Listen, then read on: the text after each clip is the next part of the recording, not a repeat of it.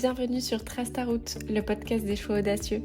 Je suis Lisa Marie, coach et voyageuse passionnée, et ici, je te partage des conseils pratiques en développement personnel, des réflexions inspirantes et des interviews de celles et ceux qui ont osé tracer leur propre chemin.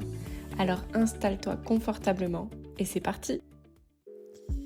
Bonjour à tous, je suis ravie de vous retrouver pour ce nouvel épisode de Trace ta route. Aujourd'hui, j'aimerais te raconter une histoire qui est la mienne. Dans cet épisode, il n'y aura ni analyse ni conseil, simplement mon récit suite à une décision qui a changé toute ma vie. J'ai passé une année incroyable. J'ai été skier pour la première fois avec des personnes qui ont une place spéciale dans mon cœur. J'ai découvert la beauté des paysages balinés, la culture de ce peuple tant spirituel accompagné de mes amis. J'ai rejoint mon chéri à Dubaï. J'ai fait une balade sur le dos de dromadaire avec ma mère en Tunisie. J'ai accueilli ma cousine à la maison, ce qui nous a permis de créer une relation incroyable. J'ai découvert le Monténégro grâce à mon chéri. J'ai créé des événements de coaching qui m'inspiraient. J'ai découvert le Costa Rica et j'ai traversé toute la Colombie seule où j'ai pu faire du parapente. J'ai vécu au cœur d'une tribu en Équateur dans la forêt amazonienne. J'ai été apprendre l'anglais à Miami. J'ai vécu l'année la plus intense de toute ma vie. J'ai rencontré des gens formidables, partagé des cultures inspirantes. J'ai aimé, j'ai pleuré, j'ai douté, j'ai appris, j'ai grandi. Et tout ça, j'ai pu le faire grâce à une seule décision. Je me suis dit oui. Pour te mettre un peu dans le contexte, j'ai jamais eu peur de sortir de ma zone de confort, mais j'ai toujours fait des choses qui me semblaient pas très risquées. Même quitter mon CDI ou pour faire une reconversion professionnelle à l'autre bout de la France, ça me semblait pas si risqué que ça. Parce que j'avais économisé et je me disais, si t'y arrives pas, tu rentres chez toi, tu retournes travailler chez ton ancien patron. Je ne voyais pas vraiment de risque au fait de sortir de ma zone de confort. Et puis toutes les étapes d'après sont venues pas à pas. Trouver une école, me former, passer mon diplôme, ouvrir ma société, tout ça, ça s'est fait en douceur.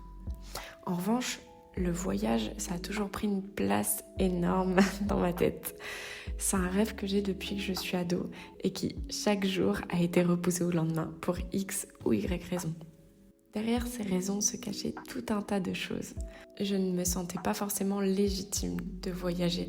Maintenant, je ne le pense plus du tout, mais moi, je pensais que voyager en dehors de l'Europe, c'était réservé aux gens riches. Et deuxièmement, je me trouvais tout un tas d'excuses car j'avais peur de ne pas travailler plusieurs mois, de dépenser l'argent que je pouvais avoir de côté sans gagner 1 euro en plus. Et donc, comme tu peux le voir, je n'ai jamais eu la peur de voyager, ni d'être seule, ni de prendre l'avion. C'était vraiment une peur liée à l'argent. Sauf que cette peur m'empêchait de faire un tas de choses, de dire oui à plein d'opportunités. Et ça m'empêchait de réaliser mon rêve. Alors, j'ai toujours voyagé. Depuis que je suis adolescente, je prends l'avion quand même régulièrement. Mais ça reste des petits vols, pas chers, à l'intérieur de l'Europe. J'ai aussi une fois visité l'Azerbaïdjan. C'était vraiment top, mais c'était pas mon rêve. J'avais vraiment envie d'un voyage et non de vacances. Donc ado, ça n'était pas le bon moment car je devais acheter ma voiture. Adulte, ça n'était pas le bon moment car je devais économiser pour un appartement. Ensuite, ça n'était pas le bon moment car je devais payer mes études. Et puis, ça n'était toujours pas le bon moment car si ma société ne fonctionnait pas, j'avais besoin d'argent. Toutes ces histoires que je me racontais. Et puis un jour, j'ai vu le film Yes Day. Je ne sais pas si tu connais ce film, mais dans ce film, Jim Carrey est obligé de dire oui durant toute une journée. Alors au début c'est très difficile et au final ça lui a permis de saisir un tas d'opportunités. Et ça a été mon déclic à moi. Je me suis dit, attends, t'as tout fait pour avoir un métier qui te passionne, un métier qui te permet aussi d'avoir une liberté. Et maintenant que tu l'as, cette liberté, tu te trouves tout un tas d'excuses pour repousser ton rêve. Alors que c'est à toi d'inspirer les gens, c'est à toi d'accompagner les gens à réaliser leurs rêves. Et c'est à ce moment-là que j'ai compris que toute cette façon de penser liée à l'argent, c'était ça le problème. Et donc, j'ai décidé de me dire oui. Je me suis dit que pendant 1 an, j'allais dire oui. Oui à tout. Déjà me dire oui afin de réaliser mes rêves, mon voyage, mais ensuite dire oui aux propositions qu'on pouvait me faire. Et tu sais quoi ? J'ai jamais eu autant de propositions de toute ma vie. Le ski, c'était une proposition. J'ai dû faire un choix de voyage car j'avais plusieurs propositions en même temps. Bali, la Tunisie, Dubaï, le Monténégro et l'Équateur, tout ça c'était des propositions.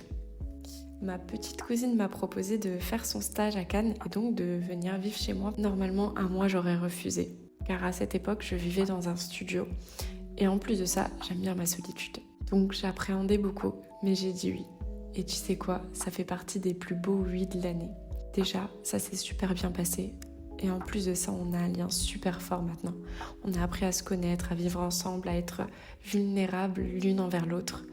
On a créé quelque chose de magique entre nous.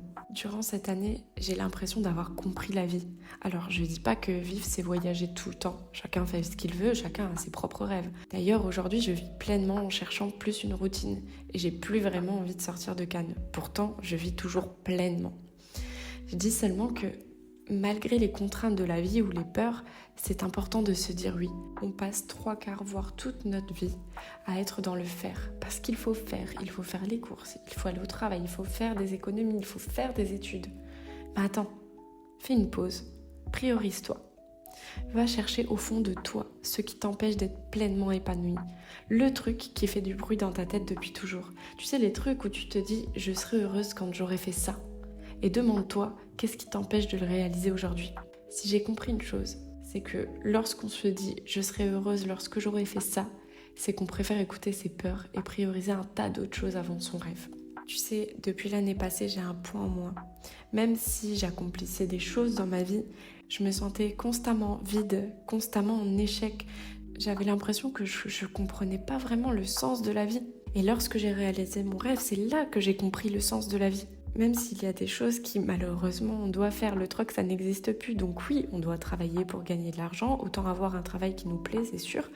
Mais il faut pas oublier qu'on est sur Terre pour vivre. C'est super important de réaliser ses rêves. C'est super important d'aller au bout d'un projet qui nous fait vibrer. Sinon, elle nous sert à quoi, la vie? Depuis l'année dernière, j'ai un poids en moins. J'ai arrêté de fumer sans le vouloir. J'ai même pas décidé d'arrêter de fumer. C'est venu comme ça. J'ai trouvé un homme qui me correspond même en voyageant. Je me sens libre depuis que j'ai décidé de dire oui. C'est un vrai accomplissement personnel et j'aimerais que tout le monde puisse vivre pleinement comme je le fais actuellement. Cet épisode, c'est peut-être ton message pour te dire oui à toi. Un oui qui te fera grandir, un oui qui te fera apprendre de toi-même, apprendre des autres, apprendre à aimer, apprendre à vivre. C'est un oui que tu donnes aux personnes qui t'entourent, à toi-même, mais surtout à la vie.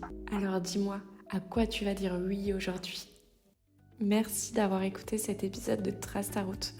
Je suis sincèrement touchée de partager tout ça et j'aimerais que toi aussi tu réalises ce chemin parce que ça fait tellement du bien de vivre. Je te souhaite une très belle journée et je te dis à très vite pour un nouvel épisode.